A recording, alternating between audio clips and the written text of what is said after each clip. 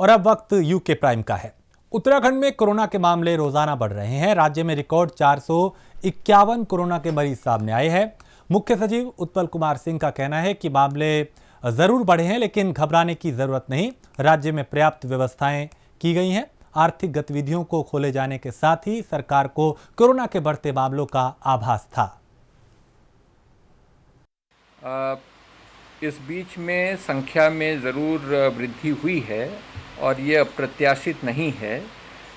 जब ट्रैवल यातायात बढ़ा है और देश के हर कोने से लोगों का विभिन्न कारणों से आना जाना हो रहा है, तो इसके साथ ही संक्रमण भी साथ में आया है। लेकिन इसमें घबराने की कोई स्थिति नहीं है। हमारे पास पर्याप्त व्यवस्थाएं हैं। हमें ये आभास था कि जैसे हम आर्थिक गतिविधियों को आने जाने यातायात को बढ़ाएंगे तो ऐसी संभावना बन सकती है और उसके लिए व्यवस्था भी की गई है। लेकिन ये ज़रूर कहना चाहूँगा कि सभी को इस समय बहुत सतर्क रहने की आवश्यकता है। जो शुरू से हम लोग अनुरोध करते रहे हैं कि सामाजिक दूरी रखें, मास्क पहनें, सार्वजनिक स्थानों में थूकें नहीं और सफाई हर समय रखें, तो पुनः सभी से यही अनुरोध है कि इन सामान्य नियमों का पालन करें, मास्क हर समय पहनें और जो प्रोटोकॉल या जो स्टैंडर्ड ऑपरेटिंग प्रोसीजर जो जारी किया गया है उसका हम पालन करते रहें तो स्थिति को नियंत्रण करने में ज़्यादा देर नहीं लगेगी। बीजेपी प्रदेश अध्यक्ष बंशीधर भगत ने प्रदेश कार्यालय पर पत्रकारों से वार्ता की। इस दौरान कहा कि जिस तरह से प्रदेश में अधिकारियों का रवैया जनप्रतिनिधियों के साथ है वो बड़ा ही दुर्भाग्यपूर्ण है। अब ये ऐसी कोई बहुत खास तौर पे कोई किसी मसले को लेके तो ऐसी नहीं आई है। जनरल एक आध बात आई थी कि साहब अधिकारी फ़ोन नहीं उठा रहे हैं, नहीं सुन रहे हैं, तो उन अधिकारियों को कह दिया गया था। लेकिन ये जो 2-3 प्रकरण आए हैं, चाहे वो यशपाल जी का हो, चाहे शुक्ला जी का हो, चाहे मदन जी का हो, ये बहुत ही गंभीर है। और मैं माननीय मुख्यमंत्री जी से बात करने वाला हूँ, आज ही बात करूँगा और मैं उनसे कहूँगा कि इसमें बहुत सख्त कार्रवाई की आवश्यकता है, नहीं तो आगे सिस्टम बिगड़ जाएगा। सर, कोरोना की ज़्यादा बहुत पुरानी बात होगी, रोज़ ही एक बात को कहना अच्छा नहीं लगता। मेरी अपनी व्यक्तिगत राय है कि मंत्रिमंडल का विस्तार होना चाहिए, लेकिन ये मेरे अधिकार क्षेत्र का कार्य नहीं है। ये कार्य माननीय मुख्यमंत्री जी के क्षेत्र का है। हम उनको राय दे सकते हैं, परामर्श दे सकते हैं। रायपुर विधानसभा में मुख्यमंत्री द्वारा की गई घोषणाओं की प्रगति रिपोर्ट और स्थानीय लोगों की समस्याओं के समाधान को लेकर खनिज राज्य मंत्री राजकुमार पुरोहित ने अपने कैंप कार्यालय पर पेयजल जल संस्थान के अधिकारियों के साथ बैठक की। बैठक के संबंध में राज्य मंत्री ने बताया कि अधिकारियों को जल्द लंबित कार्यों को पूरा करने के लिए कहा गया है।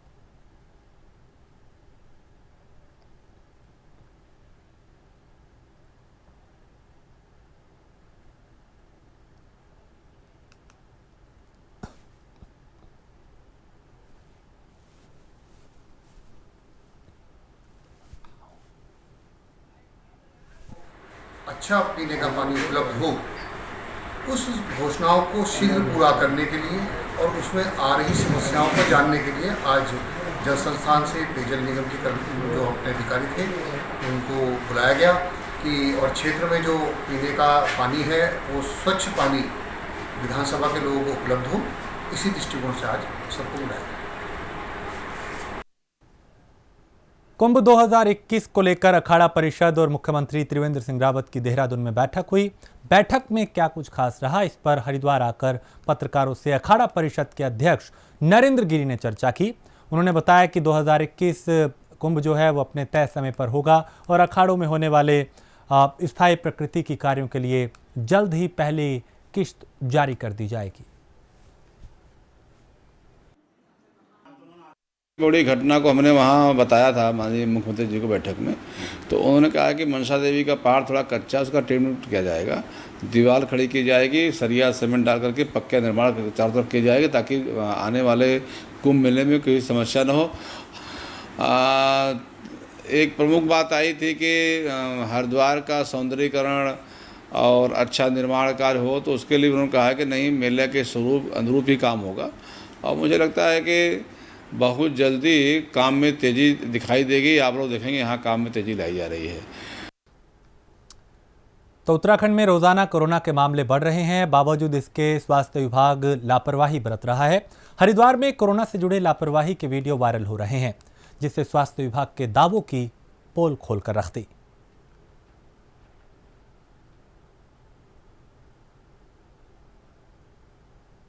तो ये तस्वीरें, जो दावे बड़े बड़े किए जाते हैं, लेकिन हकीकत इन तस्वीरों को देख के समझी जा सकती है कि कैसे गंदगी का अंबार यहां पे है।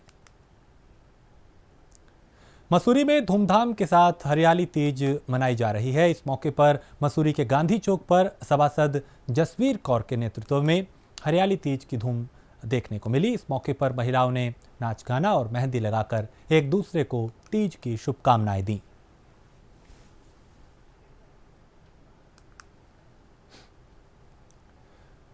रुड़की के सिविल अस्पताल में भर्ती कोरोना पॉजिटिव महिला की मौत हो गई। महिला अस्पताल के आइसोलेशन वार्ड में भर्ती थी।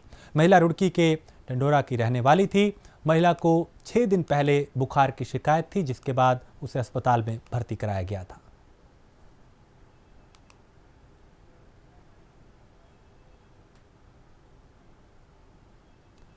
रुड़की के बिझोली, झबरेडा और लेबरहेडी में बरसात के बावजूद गुड़ बनाने का काम जोरों पर है। भले ही खेतों में अब गन्ना ना रहा हो, पर भारी मुनाफे के लिए कुछ व्यापारी और कोल्हू मालिक सड़े हुए पुराने गुड़ और खराब हुई चीनी में खतरनाक केमिकल मिलाकर ये काम कर रहे हैं।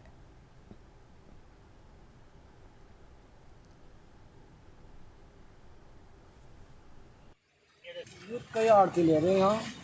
किस तरह बना रहे हैं गुड़ यहाँ पे? कैसे बना रहे हैं आप लोग गुड़? वो चीनी का इसका गुड़ का ये मसाला है, तो मुझे पता नहीं क्या हो। में मुझे जानकारी मिली है, आप लोगों के माध्यम से मुझे जानकारी मिली है। मैंने जो संबंधित जो फूड इंस्पेक्टर है उससे मेरी दूरभाष से वार्ता हो गई है और मैंने उसको स्पॉट के लिए बोला है, सैंपलिंग के लिए बोला है और उनके सैंपल लिए जाएंगे और अगर कोई इलीगल कोई इस तरह का केमिकल अगर पाया जाता है उसमें तो उनके खिलाफ वैधानिक कार्रवाई अमल में लाई जाएगी। अगर बहुत दिन तक पड़ा रहे तो उसमें फंगस लग जाता है और साथ साथ उसमें फर्मेंटेशन शुरू हो जाता है और उसमें बहुत सारा ऐसे टॉक्सिक पदार्थ हो जाते हैं जो हमारी किडनी को नुकसान करते हैं। या तो वो पूरी प्रोसेस बना के अल्कोहल शेप में निकाला जाए, फिर तो बात दूसरी है, या शीरा बना दिया जाए। अदरवाइज़ तो ये अगर आप इसे दोबारा रिफाइन करके या केमिकल मिला के, इसी वजह से तो हमारे यहाँ गुर्दे की टॉक्सिसिटी बहुत बढ़ रही है। देखिए, चीनी तो वैसे ही रिफाइंड होती काफ़ी, फिटकरी डालने को अचिपके नहीं बैठता भाई। फिटकरी को केवल आप पानी साफ करने के लिए थोड़ी रखते हैं, अगर आपको इंजेस्ट करते हैं तो उसके अपने नुकसान पदार्थ होंगे और इसके अलावा कुछ ना कुछ और ऐसे एजेंट डाले जाते होंगे जिससे उसका रंग साफ हो, क्योंकि जितना पुराना गुड़ होता है उसका रंग बदलता जाता है, काला पड़ता जाता है। देहरादून आरटीओ में हुए फर्जी ट्रांसफर मामले में गठित एसआईटी ने शासन को फाइनल रिपोर्ट भेज दी है। एसआईटी जांच में तबादला मामले में पुलिस ने आरोपी कुलबीर सिंह, जिसने ये फर्जी ट्रांसफर लेटर तैयार किया, और अपर आयुक्त सुधांशु गर्ग की मिलीभगत होना पाया है। वहीं पुलिस जांच के दौरान ये भी पता चला कि इन अधिकारी और आरोपी के बीच पिछले लंबे समय से ट्रांसफर को लेकर बातचीत चल रही थी। देखिए, इन्वेस्टिगेशन में जो भी फैक्ट्स आए हैं वो गवर्नमेंट को हमने कम्युनिकेट कर दिए हैं। इसमें बेसिकली जो मेन एक्यूज है उसका जो आरटीओ में ऑफिसर हैं उनके साथ फ्रिक्वेंटली बातचीत होना प्रकाश में आया है और ये बात हमने गवर्नमेंट को कम्युनिकेट की है।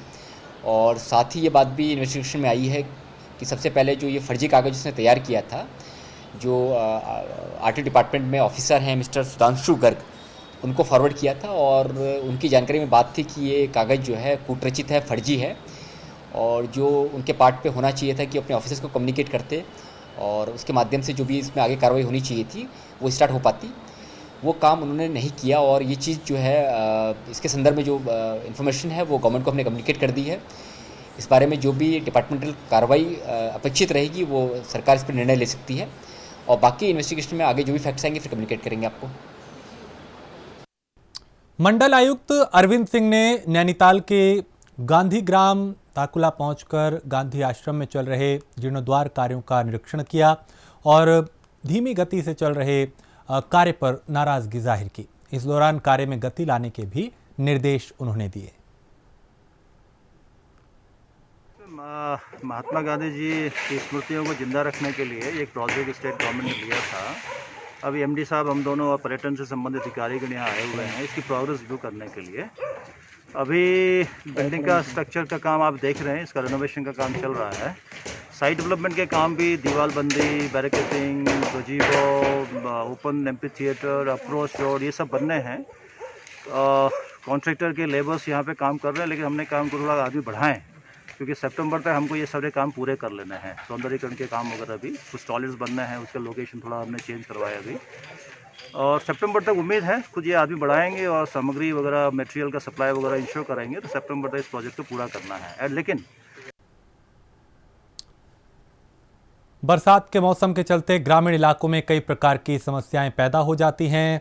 हल्द्वानी के एक ग्रामीण क्षेत्र में लिंक मार्ग में गड्ढे होने के कारण काफी दिक्कतों का लोगों को सामना करना पड़ रहा है।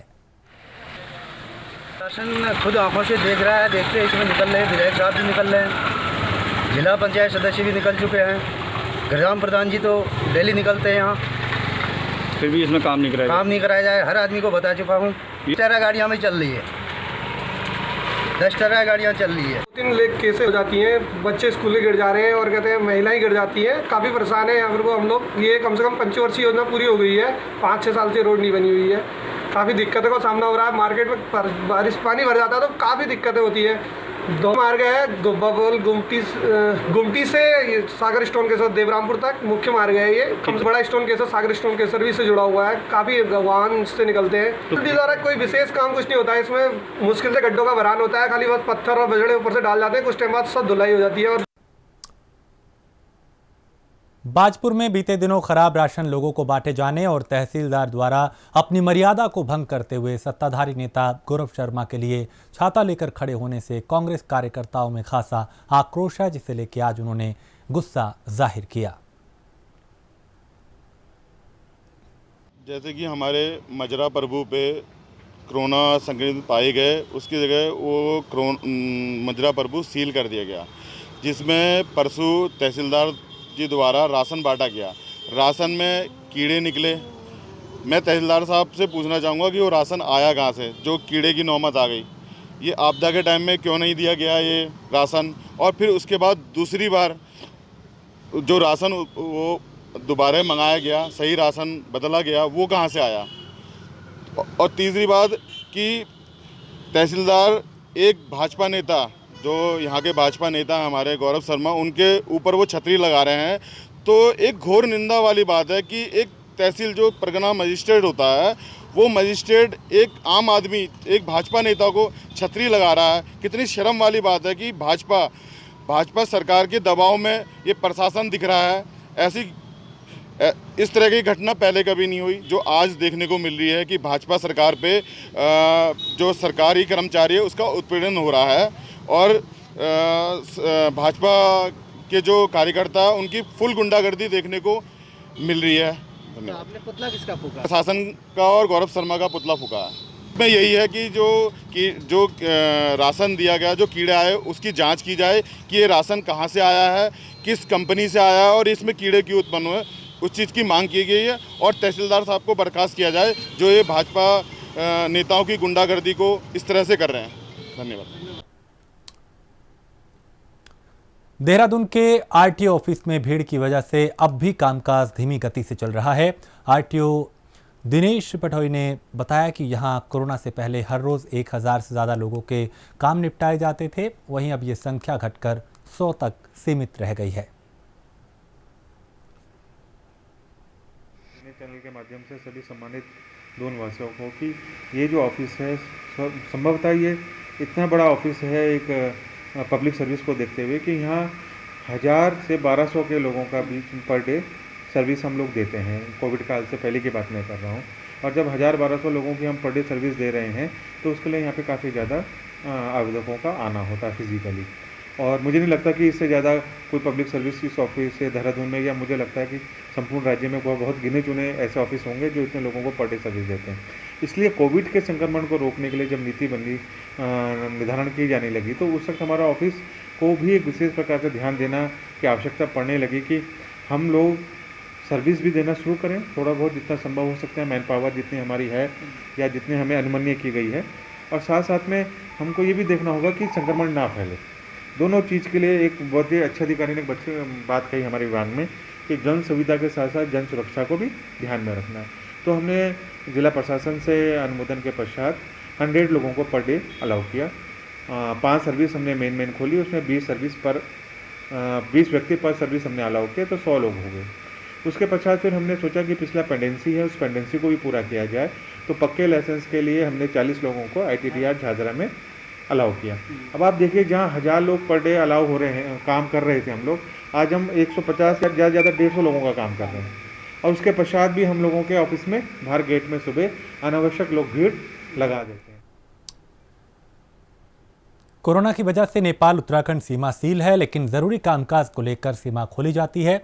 आपको ये भी जानकारी दे दें कि पगसिया देवी नाम की बुजुर्ग महिला की मौत हो गई थी। महिला के कुछ रिश्तेदार नेपाल में रहते हैं, जिसके लिए दोनों देशों के प्रशासनिक अधिकारियों की बैठक के बाद कुछ देर के लिए इसे खोला गया। आज लॉकडाउन, काफ़ी समय से लॉकडाउन था, आज ये पुल खोला गया। बीच बीच में लॉकडाउन के दौरान भी इस तरह से प्रशासन से जब आदेश आते हैं इस तरह के, तो ये पुल खोला जाता है। आज भी ये 15 मिनट पुल खोला गया था, जिसमें कि कुछ जो नेपाल में एक लेडी थी उसकी डेथ हो गई थी, तो उसमें उसके अंतिम संस्कार में शामिल होने के लिए भारत से कुछ लोग वहाँ गए थे और उनके अंतिम संस्कार में शामिल हुए, उसके बाद वापस भी आए। तो इस दौरान अगर देखा जाए तो जो इंडिया से नेपाल की तरफ गए करीब 80 लोग गए हैं लगभग, जिनमें से कि कुछ 50 के करीब जो हैं वापस भी आए, जो अंतिम संस्कार में शामिल होने गए थे। इसके अलावा जो नेपाल से इंडिया की तरफ आए हैं 30 लोग करीब आए हैं। आने के बाद जो नेपाल से इंडिया आए हैं उनकी थर्मल स्कैनिंग के द्वारा मेडिकल टीम है, वो मेडिकल टीम उनकी जांच कर रही है। उसके बाद जांच करने के बाद हम उनके प्रॉपर डॉक्यूमेंटेशन कर रहे हैं और डॉक्यूमेंटेशन करने के बाद ही उनको इधर वापस मतलब इंडिया में प्रवेश करा रहे हैं। सितारगंज में एसओजी और स्थानीय पुलिस की संयुक्त टीम ने बड़ी सफलता हासिल की। 2 किलो अफीम के साथ 2 तस्करों को गिरफ्तार किया गया है। एसओजी प्रभारी श्री कमाल हसन और स्वयं मेरे नेतृत्व में और चौकी इंचार्ज के नेतृत्व में दोनों टीमों ने संयुक्त रूप से कल चेकिंग कर रहे थे। हम सरकला क्षेत्र में एक रोड पर ही अमरिया रोड पर, तो कल करीब 2:30-3 बजे के करीब 2 अफीम तस्कर जिनके पास से 1-1 किलो अफीम अवैध बरामद हुई है। एक का नाम आसफ खां है और एक का दूसरा है इरफान खां और आसफ खां, दोनों आपस में रिश्तेदार भी हैं। दोनों से 1-1 किलो अफीम अवैध जो है बरामद हुई है। दोनों के खिलाफ कल NDPS में मुकदमा कायम किया गया है और दोनों को गिरफ्तार कर आज जेल भेजा जाता है, जिनका राष्ट्रीय कीमत लगभग 20 लाख रुपये बताई जा रही है। एक बिना नंबर की मोटरसाइकिल है CC 100। और इसी के साथ इस बुलेटिन में इतना ही। देश प्रदेश की बाकी खबरों के लिए आप देखते रहिए प्राइम न्यूज़।